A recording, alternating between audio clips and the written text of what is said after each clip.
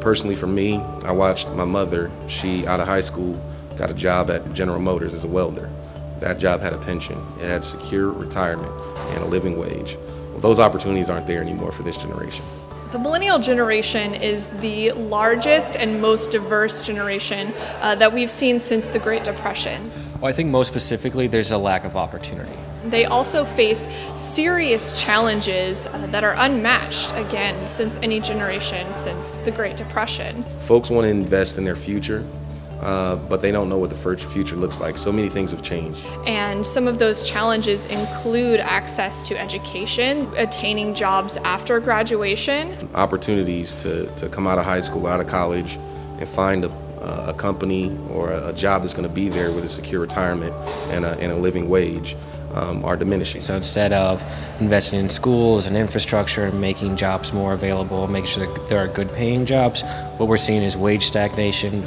Starting a family, affording affordable housing. Incredibly high prices for land and for homes and stuff like that. It's really difficult for them to sustain what was once the American dream in terms of, you get a good job, you buy a home.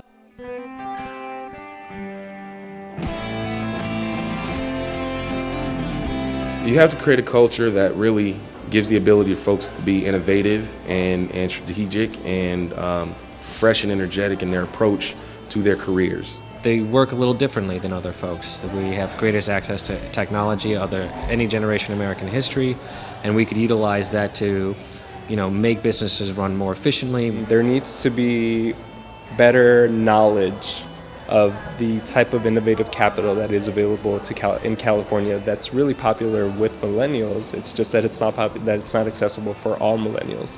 So we need to provide resources and incentives to entrepreneurship. We need to strengthen our safety net and strengthen wages in our country and our cities. Also diversifying work and redefine traditional work and non-traditional work so that we can get young people involved in a wider range of opportunities. So with that comes the knowledge and the education necessary to understand basic finance, what's available, and who to contact in order to get access to this stuff. And it comes down to also simple technical assistance as well, like writing a business plan. So I think for higher education, we need to look at it as a job creation program. So the more that we can cater to students in those technical skills, whether it be STEM and math and science education, that allows California to continue on the trend of being a leader in the nation and the global economy. In order to enter the workforce, you have a minimum requirement of some sort of higher education. To bring technology in a way that allows us to maximize on profits and growth and engage more people and utilize the digital space as what was the industrial space for our grandparents.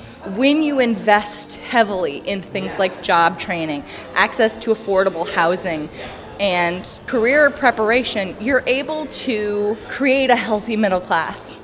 Most businesses move to areas not just because of low taxes, but because they have an educated workforce to draw from. So we shouldn't be watching Tesla open up markets in Texas or New Mexico or anywhere else. We need to have them here.